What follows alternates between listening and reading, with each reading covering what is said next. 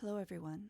You'll see at the top of this essay, the online print version, there's a short message with a link to a Venmo account for a very old and close friend of mine who is a public school art teacher in Minneapolis, Minnesota. And I'll just read from the message. During the Twin Cities' current federal government-driven violent crisis, she is part of a team arranging rides for kids, raising money for rent assistance, and so on. The team is not part of any formal nonprofit. As usually happens in crises, you have people pulling together and doing what they can and not going through formally formed channels. She said that other schools are also arranging teams doing the same kind of work. So there is lots of opportunity to help, somewhat unfortunately. Allison is one of the best people I know. We've been friends for our entire adult lives ever since our first year of college. And I'm really wish that nobody had to be in the situation that the Twin Cities is facing. And if they do, I'm really grateful that there are people like Allison there, especially helping kids. And with that, I think I'm just going to read this because it's hard to know what to comment more on that, except that it's atrocious and unjust, and one atrocious and unjust thing after another, and everyone deserves part of the heart and as much attention as we can give it. So, healing long COVID and everything else. Reclaiming is a long game. Recently, I stopped at the county landfill to tip my recycling into their dedicated bins. The region I live in doesn't have much recycling. Cardboard, paper, and aluminum cans. No plastics. We used to have glass recycling, but the person who owned that equipment got ill, and nobody else has been able to find enough market for the recycled products from glass. I pay for a weekly compost service, which makes me feel a little better, especially when I order compost from them in the spring and bury seed potatoes in it. Going to the landfill is both gut-wrenching and surreal. When I was a teenager, the dump was a pit in the ground. Now it's an ever-growing small mountain. A few years ago, the county I live in purchased 90 more acres to expand the landfill, a reality that's a bit of a brain twister. Arable, beautiful, life-giving, and expensive land is needed so that we can dump our waste, probably most of which is the result of entirely unnecessary consumption, including my own. All I can say is that most of that waste stays local. There is no out of sight, out of mind. You can see the landfill just off the main highway. The recycling bins are near the appliance dump, a growing hill of dishwashers, washing machines, stoves, and refrigerators, backed by stands of spruces and lodgepole pines. I often see bald eagles at the dump. While the sight is sad, it's obviously the trash that draws them there. A bald eagle never fails to be majestic. The soul bows, as I wrote once, at the sight of that grand white head, or the speckled one of a juvenile, those enormous wings almost unmoving through the air, staying aloft with only an occasional downdraft. This time I glanced around for ravens and instead saw a bald eagle fly to the top of a tree. Then I looked more closely, my car still running with 9-inch nails on the CD player, and couldn't help saying out loud to myself, "Whoa." I counted 15 bald eagles roosting around the appliance area of the landfill, occasionally lifting off to soar over to another tree. 15 bald eagles. When I was a kid, I could not have imagined such a sight, at the dump or anywhere else. From consuming DDT in fish and other dangers, like the lead from hunting bullets that linger in animals the eagles eat, bald eagles were in crisis. It was something we learned about in Montana schools, or at least the ones I attended. A passing mention. They were an endangered species, but the adults had it covered, we were assured. They were fixing it.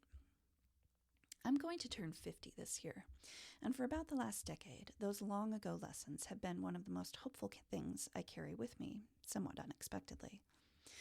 Bald eagles were delisted from being endangered in 2007, And though we obviously live in a world run by a domination ethos, that does not value life, and in which there are very few adults fixing anything, a dominant culture whose soul does not bow to eagle overhead, whether in the wilderness or at the dump, I now see bald eagles quite often. As a child growing up in Montana, I can barely remember seeing even one. A week or two after counting 15 of them at the dump, I was away for a weekend with some of my closest friends, near home but out of town, with long views to the mountain ranges and over farm fields.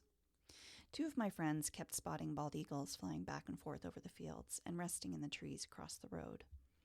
I took a few very bad photos of said eagles. We cooked food and smelled the snow, and two friends taught me and another to play pinochle. All my friends but me ventured out for forest walks and cross-country skiing. Much as my physical and mental self ached to be moving through the woods, I am only just beginning to feel a bit of strength and stamina return after at least 2 years of being flattened by long COVID and recovering from a hip surgery in October. The reality of long COVID has been maddening. I am tired all the time, struggle with brain fog, really feel like I shouldn't be driving, but where I live it's almost unavoidable, and want nothing more than to lie for hours in the sun by a river. Any river. Last summer, I regretfully canceled my volunteer wilderness trail crew commitment and didn't sign up for a single barbed wire fencing removal weekend. My entire being desperately needed wilderness, and barbed wire removal in particular is one of the world-repairing tasks I like doing most. But I knew I couldn't handle the long miles of hiking into camp, much less the longer days of manual labor. Long COVID has no real fixes from medicine yet. I'm very fortunate to have a number of friends with extensive experience on both sides of medicine, both providers and patients. They have advice and send me scientific studies and reports of treatment trials. I try different remedies.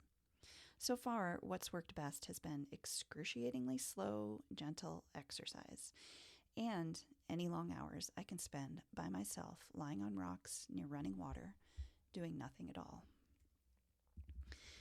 I hesitate to say that nature cures, even though I believe it does, and research backs that up, but it feels like about the only thing that might work in the long run. The slow, frustrating reality of trying to heal long COVID, which I don't even know is possible, reflects a little too closely the slow, frustrating nature of trying to heal the scars left by several millennia of domination cultures and subsequent intergenerational traumas. If we could just get a start, I keep thinking, the way I finally got a start on slow, frustrating exercise by grumbling my way to the community gym last month because the sewer backed up into my basement and I needed a place with a shower. But all those forces of domination and commodification, they don't want to give room for a start. They might lose profits and they might lose power. And for people whose only sustenance, whose only meaning comes from those two things, the thought of losing them probably feels like death. The rest of us have to find our way to stopping them anyway. And in the meantime, as I try to remind both myself and readers here, there are people all over the planet getting a start on healing, on revitalization and life-giving practices, on reclaiming the commons, despite forces that want nothing but more extraction, more oppression, more pain and poison and harm. The only reason humanity has survived this long is that enough people have fundamentally refused to give up caring, no matter how slow or how frustrating its results might be incoming. While hanging out on the couch of the house my friends and I were staying at, where bald eagles flew across much prettier landscape than that found at the dump, I thought about long-standing debates over what is deemed natural, about why wilderness was invented in the first place, and why protection for it is fought for. Quite simply, because the dominant culture can't seem to help destroying everything else. I had an essay published recently in American Prairie Journal with the title, Where Land Repairs the Soul. Among the subjects of enclosures of the commons and the meaning of wilderness, the essay was really about belonging, about what it would take for every person in every place to feel, even for a few moments, what it might mean to belong to land. Not to own it, not even necessarily to use it, simply to belong to it.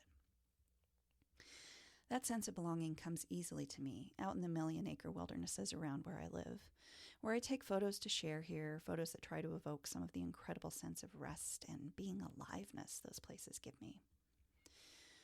But if I take enough time and give enough attention, I feel it too at the dump, watching a bald eagle soar and knowing right through the soles of my feet that under and even within the appliances and mountain of trash, everything is alive. I can never disentangle myself from interconnection with it all, even if I wanted to. And I don't. I don't want to. Learning to repair both the world and our individual selves might turn out to be one of the greatest gifts humanity has ever received, right below the gift of this miraculous planet herself. I wish the repair weren't necessary, but it's a process worth doing well. Who knows what this landfill will look like in 100 years, or 500, or 1,000? What world the bald eagle's descendants might know. Your trash might be a bald eagle's treasure, and in some strange way, it's mine, too. I hope all of you find something to repair today, and remember that the opportunity to do so is its own kind of gift. Take care of yourselves.